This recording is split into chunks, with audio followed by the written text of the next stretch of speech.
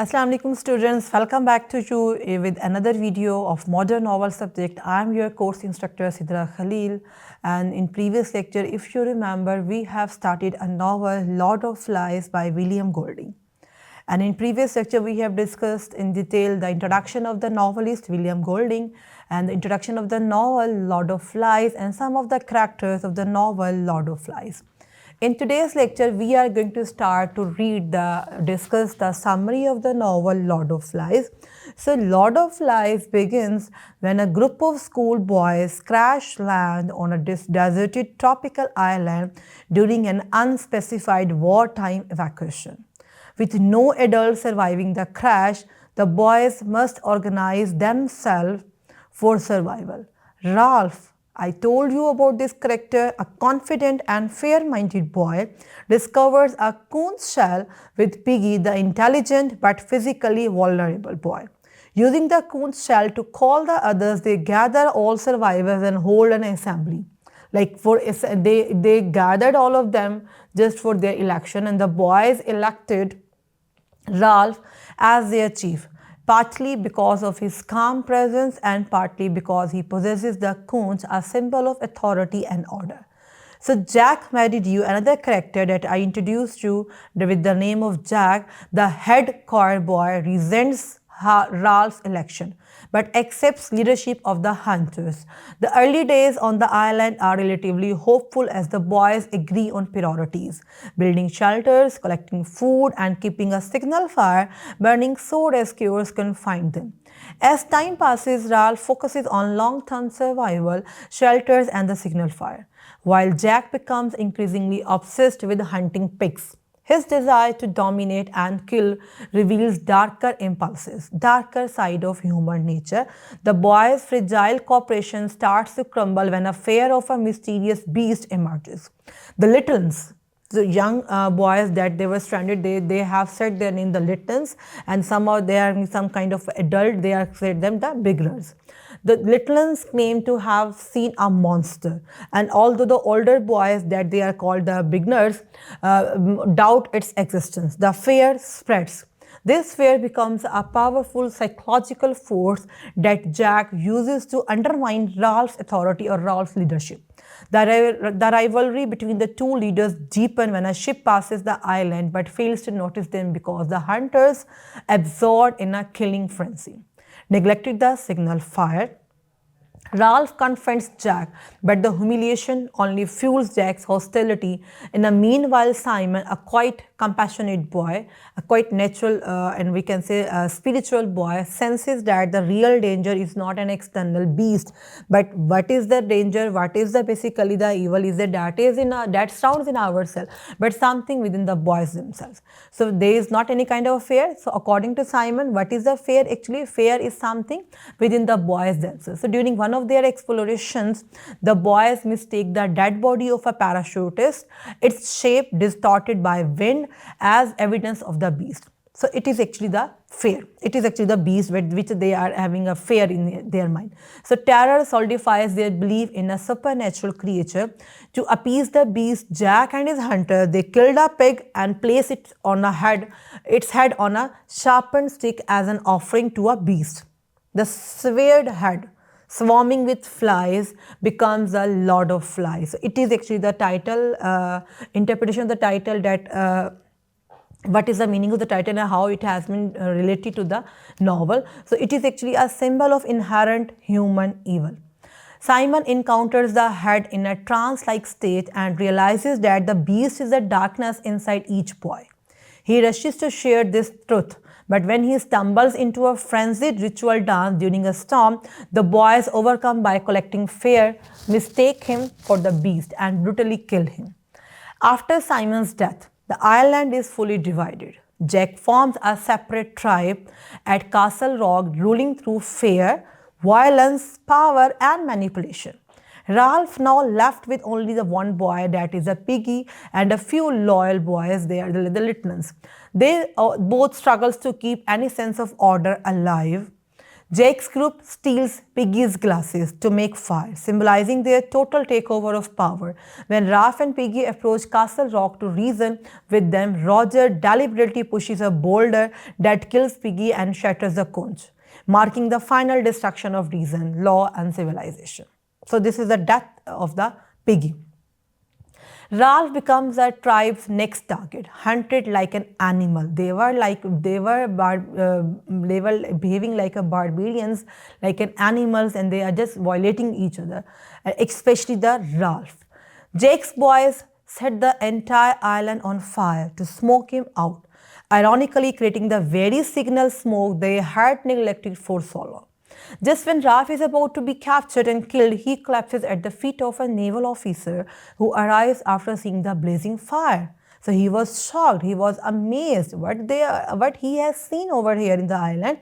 The officer's presence instantly restores the contrast between the adult world and the boy's descent into savagery. So this is basically overwhelmed by shame, guilt, and realization of their own brutality. The boys break down in tears, and the novel closes with the haunting recognition that beneath the surface of society there lies a deep capacity for darkness, one that Golding suggests is inherent in human nature. So Roger gathered a handful of stones and began to throw them, yet there was a space round Henry, perhaps 6 yards in diameter, in which he dared not throw. Here, invisible yet strong, was the taboo of the old life. Round the squatting child was the protection of parents and school and policemen and the law. This is the paragraph that I have taken from the text, and now we have to discuss the interpretation of this and the analysis of this quotation. That is, this passage is taken from the chapter 4 of the novel Lord of Flies, and it describes the beginnings of Roger's cruelty to the little ones, an important early step in the group's decline into savagery. At this point in the novel, the boys are still building their civilization, and the civilized instinct still dominates the savage instinct. The cracks are beginning to show, however, particularly in the willingness of some of the older boys to use physical force and violence to give themselves a sense of superiority over the smaller boys. So this quotation shows us the psychological workings behind the beginning of that willingness. Roger feels the urge to torment Henry, the little ones, by pelting him with stones, but this is another quotation, but the vestiges of socially imposed standards of behavior are still too strong for him to give in completely to his savage urge. At this point, Roger still feels constrained by parents and schools and policemen and the law, the figures and institutions that enforce society's moral code. So before long, Roger and most of the other boys lose their respect for these forces, and violence, torture, and murder break out as a savage instinct replaces the instinct for civilization among the group. Next quotation is, his mind was crowded with memories of the knowledge that had come to them when they closed in on the struggling pig. Knowledge that they had outwitted a living thing, imposed their will upon it, taken away its life like a long, satisfying drink.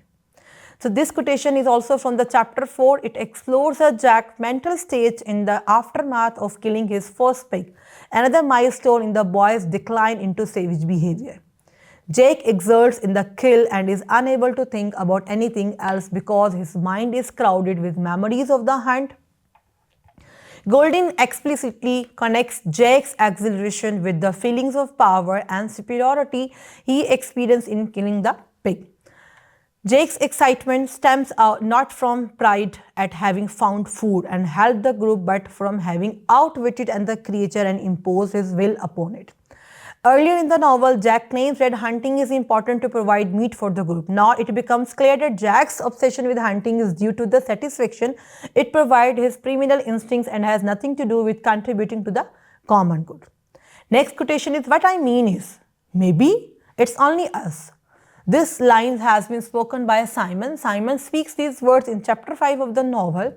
During the meeting in which the boys consider the question of the beast, one little one has proposed the terrifying idea that the beast may hide in the ocean during the day and emerge only at night time. And this thing basically manipulating the element of fear among the boys, whether the beast might actually exist. Simon meanwhile proposes that perhaps the beast is only the boys themselves, although the other boys laugh of Simon's behavior. Simon's opinion, Simon's suggestion, Simon's words are central to the Golding's point that innate human evil exists. Simon is the first character in the novel to see the beast not as an external force but as a component of human nature.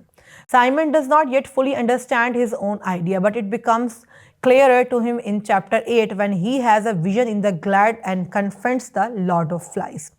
Next quotation is, "There is not anyone to help you, only me, and I am the beast." Fancy thinking the beast was something you could hunt and kill. You knew? Didn't you? I am part of you. Close, close, close. I am the reason why it's not go, why things are the way they are. These lines have been taken from the novel The Lord of Flies. Speaks these lines to Simon in chapter 8 during Simon's vision in the glade. These words confirm Simon's speculation in chapter 5 that perhaps the beast is only the boys themselves. This idea of evil on the island being within the boys is central to the novel's exploration of the innate human savagery. The Lord of Flies identifies itself as a beast and acknowledges to Simon that it exists within all human beings. You knew, didn't you? I am part of you. Next quotation, the creature's Gnostic language and bizarre reappropriation of the boys' slang, "I am the reason why it's no-go," makes the creature appear even more hideous and devilish. For the taunt Simon with the same colloquial familiar language the boys use themselves. Simon, startled by his discovery, tries to convey it to the rest of the boys, but the evil and savagery within them boils to the manipulated to the surface as they mistake him for the beast itself and set upon him and kill him. Rolf wept for the end of the innocence, the darkness of man's heart, and the fall through the air of a true, wise friend called Piggy.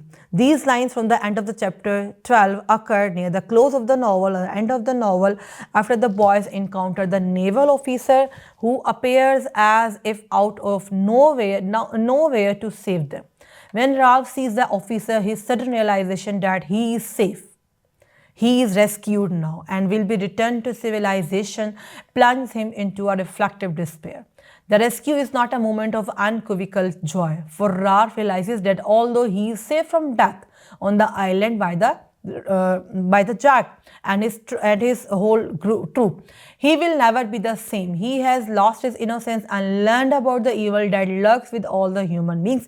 Here, Golding explicitly connects the sources of Ralph's despair to two of the main themes of the novel: the end of innocence and the darkness of man's heart. The presence of savage instincts lurking with all the human beings, even at the height of civilization.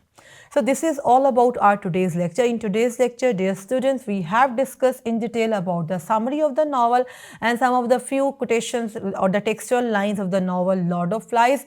And you all must have to read the full text of the novel Lord of Flies. This is all about our today's lecture. Thank you so much for listening. Stay blessed. Allah Hafiz.